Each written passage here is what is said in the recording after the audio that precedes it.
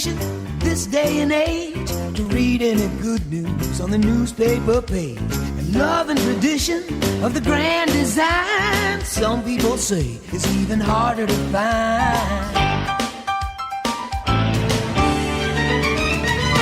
It is Tuesday, third week of August. It's hot outside. It's cool in here. And I'm going to jump right in with the market update. Jeet, welcome today. Mark is... I can tell you, in Texas. Mark is in, I think, Austin, Texas. Big shock. But I'm going to jump in with the Mortgage Minute. A lot of interesting tidbits of information for you guys.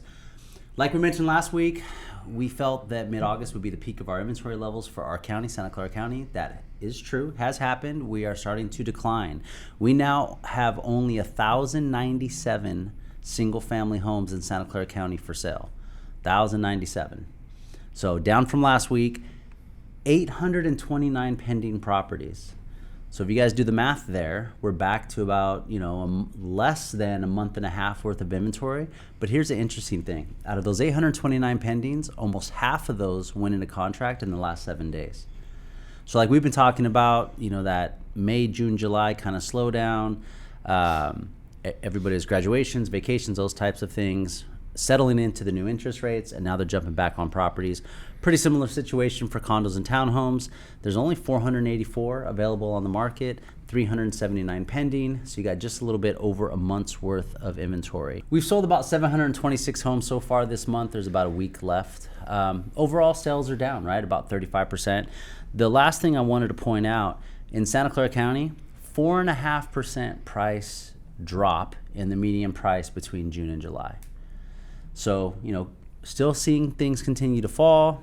I think a lot of homeowners and agents put homes on the market in the beginning of June thinking they can still hit the pump up from the beginning of the year. And like you said, they saw that go down extremely quick. No, you're absolutely right. There's definitely, I would say, either sellers that were stubborn and wanted those April, May prices, or you have sellers that were uninformed about the market correction and how significant it was. And lastly, the agent that works for them, right? I mean, sellers sell a couple of houses in their entire lifetime. We sell houses, day in and day out. And so a lot of times sellers rely on that agent. They expect them to be an expert. But what we find more often than not is that those agents aren't experts. They don't know the market, and really they're just trying to lock up a listing agreement, telling the sellers they can sell it for whatever price the seller wants, knowing that they're going to lock them into a long contract and just wear them down on price. That's why I think one of the things that that I'm proud about our team is that we write very short listing agreement contracts, and we typically give them a 24-hour out clause. If at any time during our listing agreement we're not seeing eye to eye, or you don't feel we're providing the level of service that you've come accustomed to or would expect from us, we'll let you out of the contract. Where a lot of other agents and brokerages will lock you in, make you write out the entire listing agreement whether you're happy with their services or not. Mm-hmm. And as a buyer and seller, you just don't know what you don't know. Exactly. All right, here we go. Y'all are dead today. No, we got this. We're starting now. We have... I was just listening, so you'd get a nice, clean clip for Instagram. I appreciate it. It's going to look good on the reel. Yeah. Until Ben jumped in. Until he got like a... which is why I had to hit him with that awkward.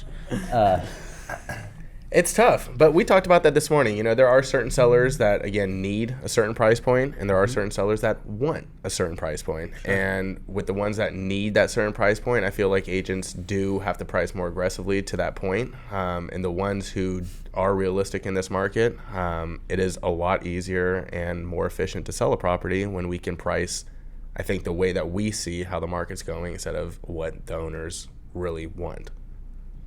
Yeah, I mean, I think someone did a study per se of they priced the property at $1 just to prove to the world, I guess you would say, that the buyers dictate what it's going to sell for. You could price it whatever you want, but if you overprice it, you're going backwards. Absolutely. When you overprice property, it sits on the market longer. Buyers are smart. They recognize that if a home is sitting, the sellers are more likely to take a offer that is below market value. Yeah, and since you kind of touched on it, what's bothering me is, yes, things... The chicken in your teeth? It's right here. I had orange chicken. What's bothering me is that the market has shifted, which we're all aware, but it's not a bad market per se. No. But by definition, textbook definition, we are in a recession, which is 2 quarters of negative GDP growth. But for whatever reason, the government doesn't want to acknowledge that, which bothers me. Why? Well, it's optics, right? I mean, they don't want to be the administration that, brought us into a recession. Now, the average or above average person recognizes that it's not a year or two worth of economic policy that creates a recession. It's years and it's cycles. But nobody wants to be left holding the bag. And to your point, I thought it was really funny because by definition we are in a recession, but now our government is changing the language and the definition of recession, right? But at the end of the day, I don't think most people care so much if we're technically in a recession or not. What they care about is how secure is their job, how healthy is their family, right? And how much money they have in their savings and checkings account. Well, I think the difference is it's not super deep like 08, 09 was, right? I mean, unemployment is pretty low. Jobs are still pretty good. People aren't hiring like they were, but I'm a little fish in a big pond. And if I felt like I was killing it in the last 2 years, I mean, the government made this whole thing happen. Like, we had to pump the brakes, raising rates and doing X, Y, Z. I think people forget, like, the feds raised rates on purpose so that everything would slow down because we couldn't keep going at the rate we were going. Yeah, and that's the balancing act, right? How do you raise rates, slow down inflation, and not end up in a recession? I will tell you something. Only once in history were they able to do that balancing act. All the other times throughout history where there was inflation, they raised rates to slow things down. We have always ended up in a recession. So it's part of life. I mean, but it's a good thing. It is a good thing. If you don't have it, you're stuck. Yeah, you can't always go up, you can't always go down, and you don't want stagflation either. So I think it's healthy. People still have a lot of equity in their homes, which is a good thing. Like you said, the unemployment rate is low. Most people, if they want a job, can still find a job, especially in our market. And just based on the last 7 days of data in our real estate market, I mean, we've seen more buyers writing contracts than we have over the last 2 months. That being said, I think we've found a temporary floor, right, where the interest rates have come down, stock market's doing well, buyer activity is coming back, but there's a difference between some of the buyers that have been looking for a while and that just got into the market right now. The buyers that have been looking for a while, they still want that deal, and they don't realize that now it's become a multiple offer situation, and quite a few properties, a lot of properties have 30 plus days on market, but there are some properties that are underlisted, that are valued, they're priced well, they're still going to get multiple offers and sell over asking, right? Just over the last about 10 days, I've placed 4 offers, and we've been competing against 6 to 13 offers on homes. Yeah, great example. I was just telling the guys yesterday, last Friday, wrote an offer in West San Jose, Cambrian area on Hallmark. Great house, listed at 1.48. It's only about a 1,600 square foot house. We went in over the asking price. There was 8 offers. Our clients ended up getting the house. Yay, congratulations. But we had to go $200,000 over the asking price and compete with 7 other buyers. So, you can read things in the news, and a lot of times they paint it with, broad, strokes and look at the entire nation or a larger area. But, it really, really depends specifically what neighborhood you're looking in, what type of property. But to your point, yeah, I think we're starting to hit that floor, and I think we'll kind of bounce around the bottom towards the end of the year, and I'm looking forward to seeing what spring brings. Yeah, and just because the property's been on the market for 30 days, just like the buyer doesn't have to buy, the seller doesn't have to sell. So just because it's been on doesn't mean you're going to get to your point of selling those properties that you had on for a while at full price. Doesn't mean that you're going to get some sort of crazy deal, right? Like you ended up with multiples. Yeah, no, absolutely. And as days on market gets longer, 21 days on the market, becomes more the norm. So it's not going to be, this house is on the market 21 days, let's offer 20% under the asking price. Buyers have had more time to look around. They're not in such a rush. And so 21 days, 25 days, not that big of a deal anymore. I think you said a couple weeks ago the average day on market right now was 72 days. That might have been the median. Yeah. Yeah. But 72. That seems high Yeah, though. That was We throughout, might the wanna United States. Oh, throughout the United yeah. States. Yeah. But yeah, correct. But locally, I mean, we're still, right around just under 30. But nationally, did you guys see that article that came out that said that investment properties have outperformed the economy for the last 20 years? I believe it. I didn't read Nationwide. it, but It's pretty interesting. yeah.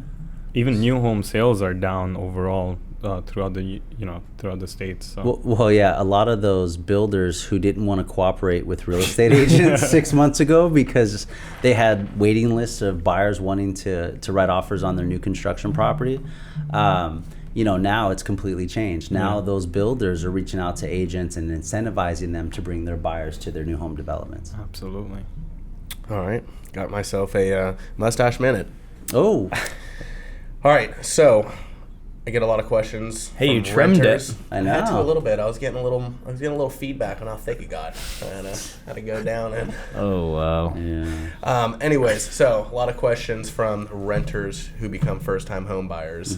When you rent a property, everyone knows that you pay in advance for the month of rent. Pay on the first of the month, 15th of the month for that month.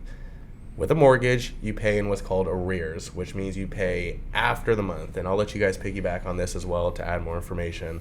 But as a renter, it's not like you're going into a property and immediately having to pay two mortgages, rent and a mortgage. You have about a 30-day buffer, if not longer, depending on what day you close in the month, when that first mortgage actually does come out. And I know you know more about kind of with the closing cost and how that transfers over to mortgage payments if you want to. No, I'm good. No, I'll play. Yeah, so that you're correct. You basically pay your mortgage backwards, right? And May 1st you're paying April's payment, and so on. And so, quick example, we're in August. Somebody writes a contract today. They close September 15th. They will not have a mortgage payment until November 1st. So, that's just one of those things you can help educate first-time home buyers about, because like you said, for most first-time home buyers, you're stressed and you're strapped, right? Not a lot of money, you're pushing everything in to buy the home, so having that little bit of a break, gives you time to transition without having to pay rent and mortgage at the same time. Thank you. Hoo-ah. And don't forget, you need more than your down payment. You usually need 12 to 18 months reserves. Yeah, it depends on the loan program. But you live, then you pay. For renting, you pay, and then you live. Yeah, and actually, when you rent, you're just paying somebody else's mortgage anyway, right? Right? True. Right? Absolutely. Building someone else's wealth. That's right. All right, so what else you got, Jeet? Jeet's bringing the heat. I got some questions actually.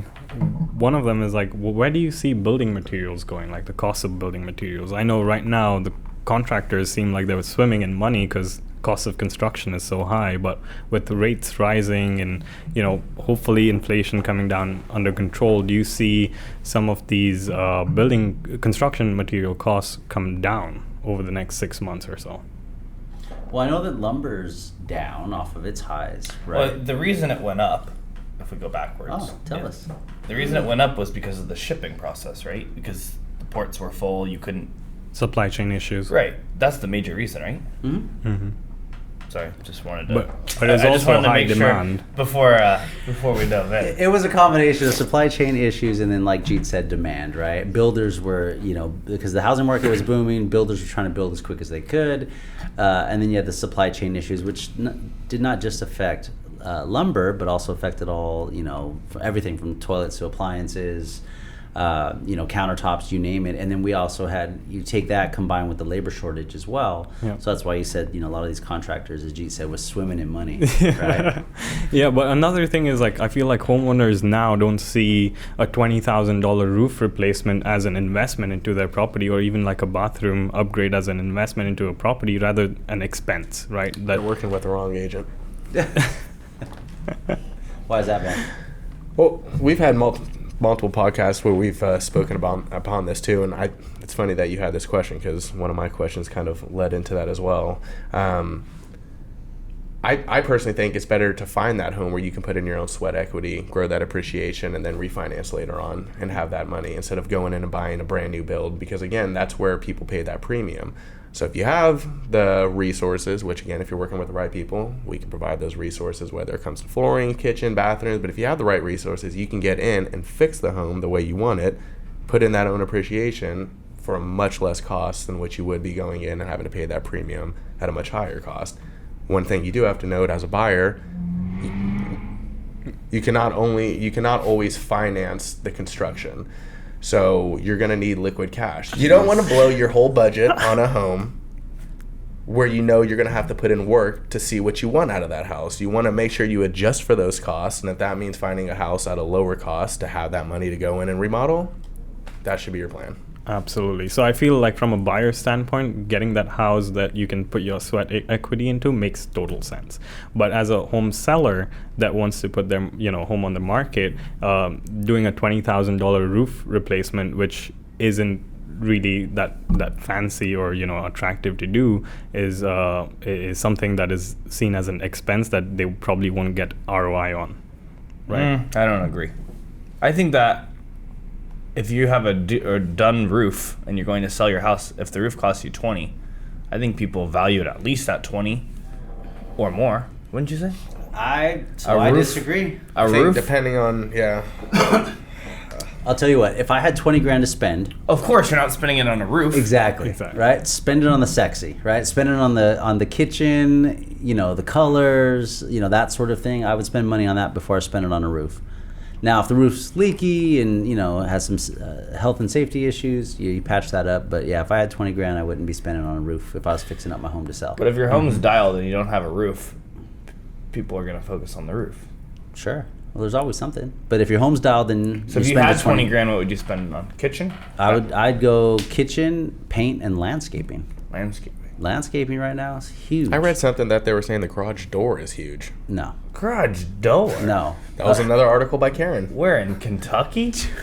The garage door. Perfect example. I am selling a newly constructed house in Hollister. How's the garage door? Shout out to H-Town.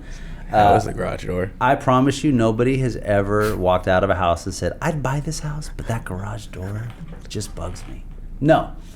But they've said the roof. What about the house that you guys had near Santa Teresa that the garage door wasn't working and couldn't go up automatically? That's a different podcast. Back to my story about the garage door. Back to spending best use of money spent. Hollister. I'm selling. Put it on the market today. I won't say the address because I can't remember off the top of my head. Put the house on the market today. 2.5-year-old home, so it's part of those new development builds. You look at a satellite view of this neighborhood, and you can see the houses that actually spent money on landscaping in the backyard versus the ones that still have dirt.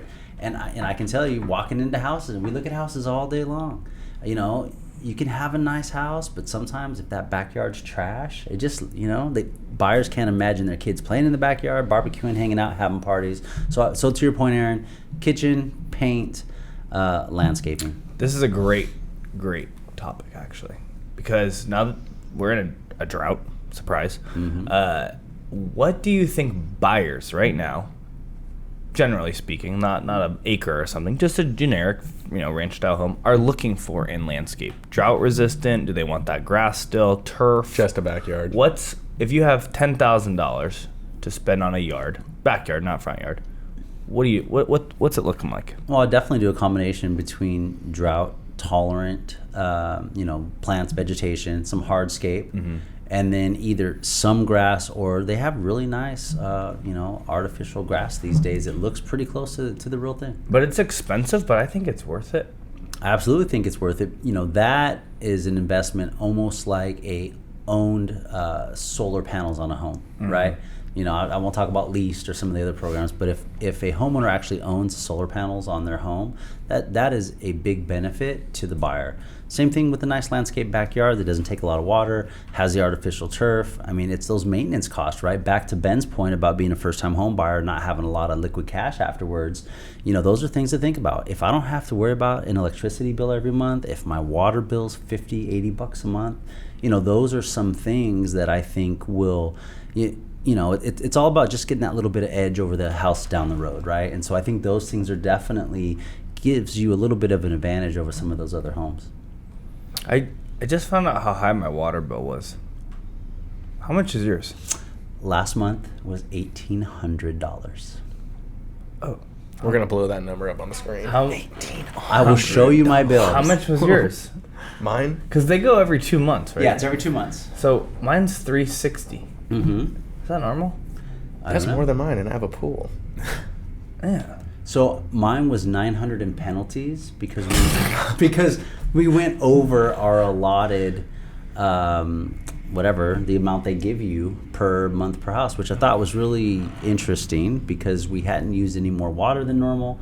So we don't have San Jose water. We've got Great Oaks. But it's based on the previous people, huh? See, and that's what I got to find out. Because you bought your house Or this if year. it's based on our previous home, which didn't have a pool, had a third size of the lot, right? So I got to look into it. But yeah, $1,800. So I had to sell one of my kidneys to pay for it. That's why I'm down 11 pounds.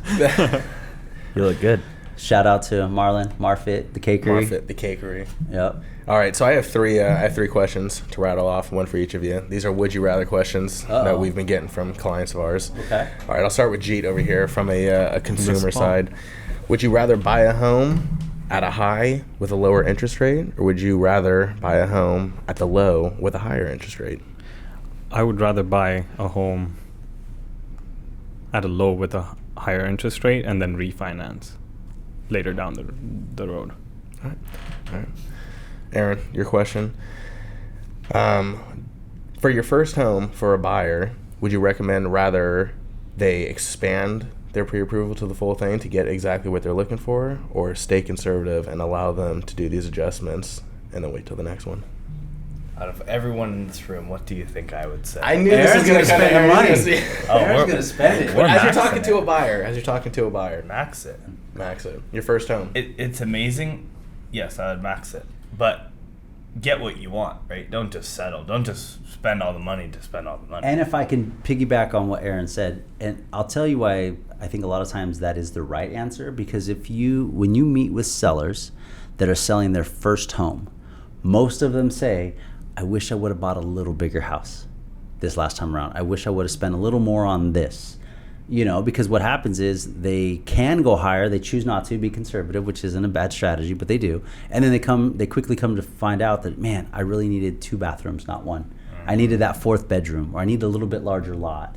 So, my advice a lot of times is, hey, if you can stretch, because you'll be able to live in that home functionally longer than if you just kind of, hey, I'm going to settle on 2-bedroom, 1-bath house, but I got 3 kids. Not to mention, if you're buying a house today and it's your first home, chances are you're probably younger and your career in life is trajecting up. You should be making more money. You should have more savings. So the difference of $200,000 is a lot, but every month, cut out Starbucks in the morning and go get a Keurig or something. Like, find ways to make it work. That's a great point. Plus, like, the amount of income you make as a young adult, like, or someone that's just bought a house, like, you'll probably make more money down the line and have those same payments that you make, so it'll get easier to afford the same house over the duration of the But if you're old, you go the opposite, right? Yep. Downsize, get something a little more affordable, tuck some away, and Unless you bought investment property with us and you have passive income, and then you just buy a second house on the beach or on the golf course, and wow, life's good. Questions to take off. wow. Yeah. All right, Dave. All right. So what's my question? Let's for wrap you. this up. As a seller, for sellers, would you rather take an all-cash offer, quick close, or would you rather wait an extra 30 days and get $50,000 more? 50,000. Well, is it a $10 million house or $1 million house? You can adjust the numbers the way you please. Just Be normal. Be normal. Be Like, normal. let's say 1.5. Yeah. Wow, $500,000 more. No, 1.5 is the purchase price. Yeah, So do you want that's the purchase 1.55 or do you want 1.5? Yeah. If I had no contingencies and a 30-day close, I'd stick with the finance offer. It's interesting that you ask that question because it's happened to me in the last 2 houses that we've listed. And what I would say is it only makes sense to take the all cash offer if you already know where you're going and you're able to spin it and get a discount on the other end, right? I mean, $50,000 is a lot. It's a lot of money at that price point. I will point out, though, I told the story earlier about the house on Hallmark, 8 offers. Our offer got accepted. We were all cash. We were not the highest offer. They left $25,000 on the table, but it made sense for the seller because we close in 10 days. So that puts the cash in the seller's hand right away. And they hadn't found another home yet. So they needed cash in hand to ensure that they could find the right property and jump right in. Mm-hmm. So they were willing to leave 25 on the table, because if they look at it from, 12 months or a couple years down the road, that, having the extra 20 grand doesn't put them necessarily in the best position to get the next house they want. And we are in such a different area and market in the United States that people are selling for numbers that they never thought they would get anyways. Mm-hmm. So we had someone that was willing to pay $100,000 more than the next highest offer. They were all cash, but they wanted to have this goofy contingency. My clients, older, moving out of the area to a different state, they wanted something done, simple. They took a loan. It wasn't about the money. It was about knowing that I could sleep at night. Peace of mind. Because guess what? If they play games and jerk you around, you're going to have to go through the whole process all over again. And if you don't have any more momentum and you're $250,000 above list price already, how are you going to go back? No, I agree. And before we sign out here, that's why we ask these no questions. chance he answers. He won't answer. Let's see. I don't believe it. Let's see. Wow. Hey, what up? Hey, you're on the podcast, man. Oh, I'm on the podcast. Well, just being too loud. I'm actually down here in Austin with our Austin partners, with David from Tower Property Management and John and Justin from Ascension Real Estate, who handle all of our sales down here in Austin. Fantastic. How many houses have you bought so far in Austin? We're on our 12th one, and we're closing this week on another one. Damn. And we're down here at Mega Camp. That everybody should be down here, but you guys are holding the fort together, so I'll make sure I get you guys for a family reunion. Yep, sounds good, man. All right, any words of wisdom you want to impart to our viewers and listeners before we wrap up? No, I'll let Aaron close us out with, what is it? It matters on who you work with or something? You can edit that as you finish. I'm not too creative right now. Understood. All right, Chief. We'll see you when you get back in town. All right, take care. Later. Bye. And my real estate tip of the day is focus on the school district, not the school. Why? Because there's a big difference between Campbell Union High School District and San Jose Unified School District. But, okay. And when you're looking at the schools, Why don't you like that? Yeah. You say focus on the school district, not the school. Mm-hmm. But there are bad schools within an entire district, and there are good schools within districts that aren't that great. Name a bad school in Campbell Union. I don't know. Tell me. You can't. Okay. I want to say something, Whereas but I don't want my viewers to jump down. San my throat, Jose so Unified, I'll leave that. Prospect is a good school. I wasn't going to say that. I was going to say Westmont is a good school. we're talking about bad schools. What's a bad I'm school? not going to say it. Tell me. Well, I'm just saying the difference between Branham and Pioneer is a pretty big difference while they are bordering streets in Cambrian. Do you not like that tip? I like, now that you've explained it that way, yes. Because schools are important. School district is important. The district is based there. If the predominant school district is not good schools, they don't get the same backing, funding, that sort of thing. That's just what I've noticed. Fair enough. Great tip. I feel like it was a bad tip now. No, you explained it well. I don't think we bored the viewers or listeners. I like it. I think one thing buyers should understand is that when they are looking at most of them use greatschools.com. That's not showing your test scores. I'm going to make that clear. Greatschools.com does not rate the schools based on the test scores. It's based on emotional preference from parents on the way their kids get treated at these schools. It is. You have to click inside to find the test scores. This is true. Here's your tip. Okay. When you're redoing, from the top, real estate tip of the day. If you're going to redo your floors and the budget comes out a little bit more, just find a way to not put the carpet in. Try to go same flooring throughout. So consistent. Consistent. Cannot talk today. Thank you. I see a lot of buyers when we're touring them. The first thing that they say is, "Oh God, I gotta rip up the carpet." So if you're going to spend the money for the carpet, I think the value is put the same flooring in all the way throughout, because the days of people wanting carpet in the bedrooms are kind of over. And you're talking to sellers, right? Talking to sellers. Okay, well, that brings up a good point, because our sellers don't have to pay up front for their flooring costs. It can be billed to escrow. Tell us more about that. Well, who you work with matters, Aaron. And with our concierge program, the majority of our vendors, because they have long-standing relationships with us, instead of taking payment up front or when the job's complete, they'll take it at the end of close of escrow.